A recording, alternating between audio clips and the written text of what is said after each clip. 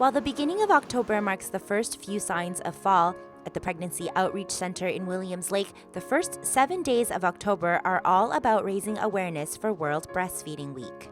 People don't really realize the implications of breastfeeding. Statistically, in BC has the highest rate of breastfeeding in the country, which is awesome. And we know that we want those rates to be higher because the health benefits are so great. When you breastfeed your baby, you make the perfect milk for your baby. So your milk for your baby is going to be specific for what their needs are, whether it's over their lifetime or whether it's at that time of the day. Diarrhea and severe respiratory infections are the biggest causes of childhood death worldwide. And so if all breastfed babies were breastfed first hour after birth, exclusively for 6 months and up to 2 years, it would save 800,000 child lives. With more than 170 countries participating this week, Karen not only wants to raise awareness but also start the conversation here before it's too late. You don't know the impact that we have in third world nations where they don't have a lot of clean water and they can't afford formula, but they perceive formula as being a product of the wealthy, and so they seek to achieve that for their own babies because they think that it's better, when actually it causes so many problems for them. And we know that formula is so expensive. One mom said that she spent $400 a month on formula.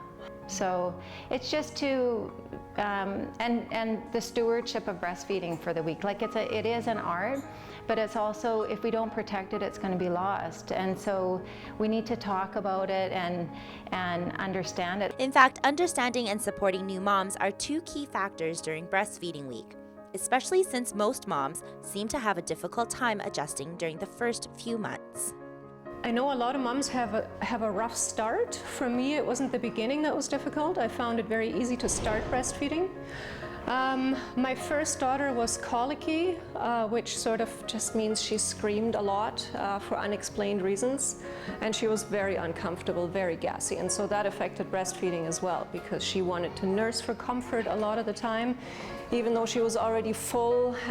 It was a very difficult first 3 months, I would say. But imagine having to do this all in public. Usually, like for instance, for shopping, he's usually out like a light, but then he wakes up and he's hungry.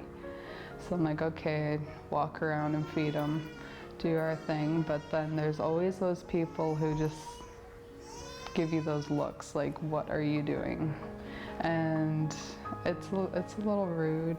And at 19 years old, for young mom Danica, the stigma against breastfeeding left an emotional scar. It was pretty hard.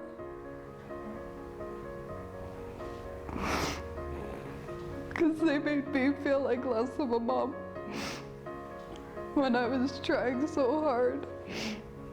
In fact, this stigma is exactly why staff at the Outreach Center are encouraging the community to participate this week. Sometimes breastfeeding's hard and you can't control the hard parts of it, but it makes it a lot easier to quit if people are saying to you, oh, that's disgusting, or why are you doing that in public? It just, maybe that flips a switch when you're having a hard day. So if people are saying, oh, that's awesome, I'm so glad you're breastfeeding your baby, then that might get you through the hard days. With World Breastfeeding Week starting Thursday, October 1st, public breastfeeding is just one of many challenges highlighted this year. For more information on how you can participate in World Breastfeeding Week, visit their Facebook page.